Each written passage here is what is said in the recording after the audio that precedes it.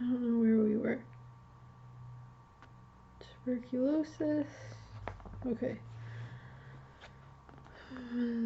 Heart. No. The main killer of postmenopausal women is heart disease, but the highly touted warnings about cholesterol, for instance, are based entirely on studies of men. Diets promoted by the American Heart Association, among others, to reduce cholesterol may actually harm women. No one knows because no one has tested them. Doctors tested 20,000 men and no women to study aspirin as a preventative of heart disease.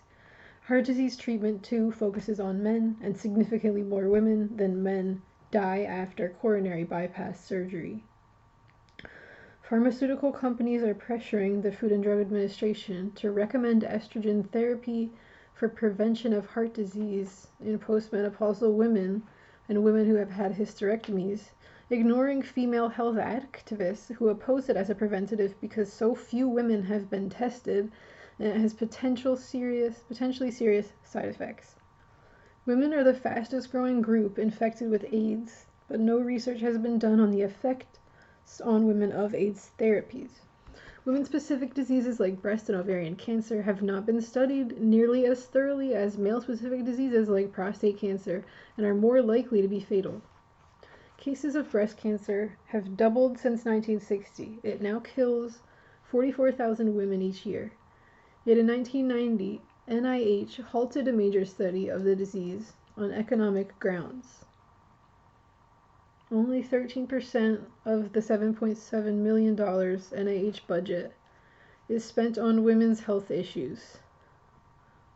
Damn. Some doctors manipulate women into having mutilating surgery for breast cancer. A 1985 report showed that doctors in Chicago charged women 37% more for a lumpectomy than a mastectomy, even though the former is a less serious and easier operation. In essence, the doctors bribed women to let them mutilate their bodies, even when lumpectomy was a more effective treatment. War in the workplace. In the United States, where 55% of women work for wages, all face discrimination. Those in professions and managerial jobs point to a glass ceiling over their heads.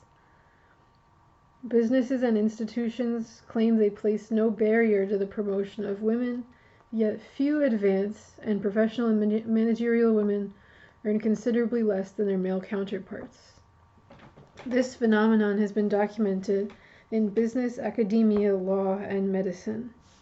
War against women in the workplace may have a single main intention, to keep them in an inferior economic position, but it takes varied forms.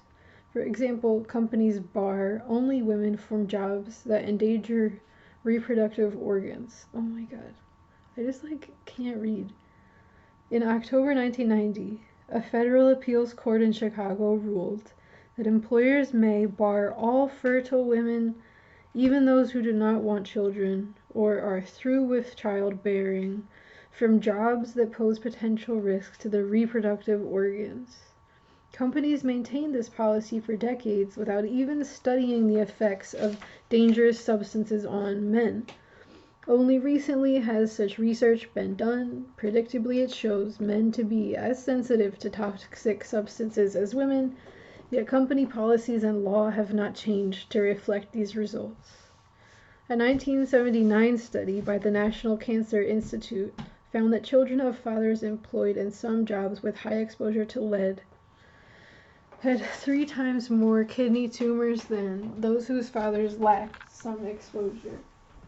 Children of fathers who work with paints, solvents, automobile exhausts, and certain machines have a lower birth weight and greater rates of brain cancer and leukemia. Exposure to dibromochloropropane, a pesticide, can make a man permanently sterile. Women married to men who work in the glass, stone, textiles, and mining industries bear premature babies at twice the average rate. Those whose husbands work with vinyl chloride or wastewater treatment materials have difficulty getting and staying pregnant. A 1989 British study found that children of men working at a nuclear plant in England had a higher risk of developing leukemia. Companies and governments dismiss all such information. Companies never bar men from jobs, nor do laws protect men from such risks, but both continue to regulate women. We might think that such regulation is rooted in male concern for women, a wish to protect them, but male treatment of women on the job presents a different picture. Women firefighters have testified to sexual harassment so extreme that it endangered their lives. The California Commission recently tried to discover why so few women worked in construction trades. Despite a state policy encouraging companies to apprentice women, female construction workers called to testify. Sketched a work environment of constant warfare. Men urinated beside them and hung lewd photographs in the women's toilet. Men doused an electrician with water while she worked with live electrical wires, and grabbed and fondled her as she carried heavy loads up a ladder. One welder sued the shipyard where she worked for sexual harassment. 6 women and 846 men worked as skilled craftspeople in the shipyard, which had only male supervisors, 4 men, coordinators, leadermen, or quartermen. The women were forced to look at pin-up calendars with written comments and close-ups of female genitals. They were constantly barraged with nasty comments, teased and pinched, saying the shipyard maintained a boys' club atmosphere, an unrelenting visual assault on the sensibilities of female workers. Judge Howell Melton of Federal District Court in Jacksonville, Florida, ruled that posting pictures of nude women constituted sexual harassment. His January 1991 ruling was groundbreaking, the first legal judgment labeling such actions discriminatory. Indeed, the climate at work for women is such that the main cause of death of women workers in the United States is homicide. Catherine Bell, an epidemiologist at the National Institute for Occupational Safety and Health, shaking my fucking head, asserts, if a woman's going to die from an injury at work, she's probably going to be murdered. Twice as many black women as white are killed at work. 4 times as many black as white women are murdered every year. But white women are more likely to be killed in the military.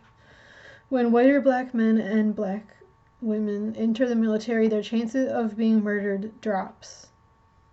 A 1986 study showed that male soldiers' homicide rate is 1/6 that of male civilians of comparable ages. The figures were especially striking for black men, whose civilian homicide rate was 100 out of 100,000, but military rate was 9 out of 100,000. For every 100 civilians black women murdered, 78 black women soldiers of the same age died by homicide. Jesus.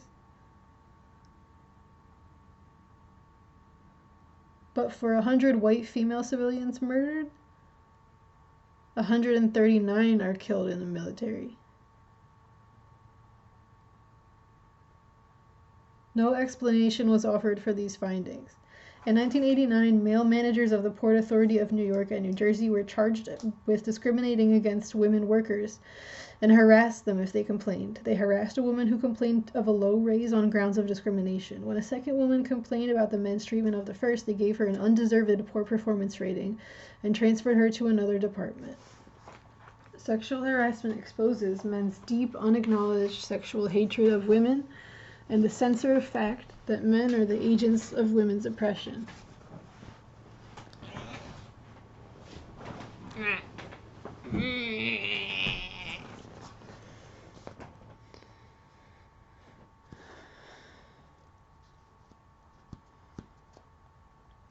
Moreover, not just the supervisors but fellow workers harass women.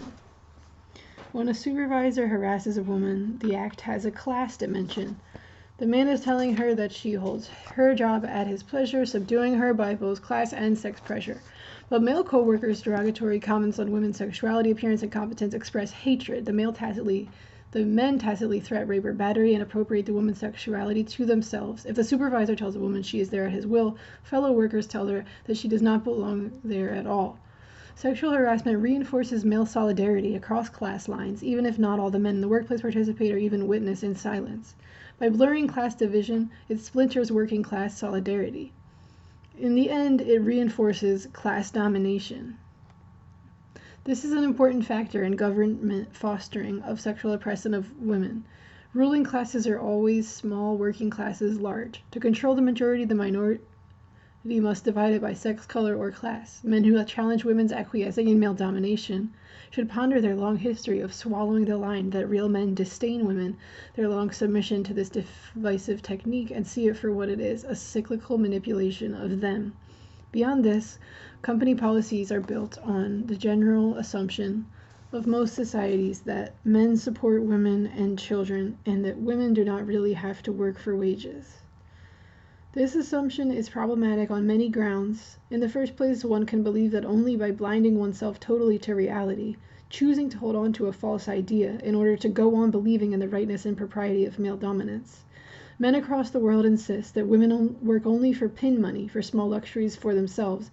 In Morocco, for instance, male workers sneer that women work for lipstick, yet most women work to feed their children, men, and themselves. They spend almost all of their wages on necessities, while in many societies, men who claim to support their families actually give them only a tiny percentage of their earnings, spending the major portion on the male equivalent of lipstick. Even if men admit that some women have to work, they acknowledge only financial necessity as forcing women to work outside the home, as if women had no need to use talents and capacities not drawn on in the household, or to spend their days in the company of fellow workers rather than in isolation. Indeed, as if only men, not women, might be able to earn or deserve material comforts or status.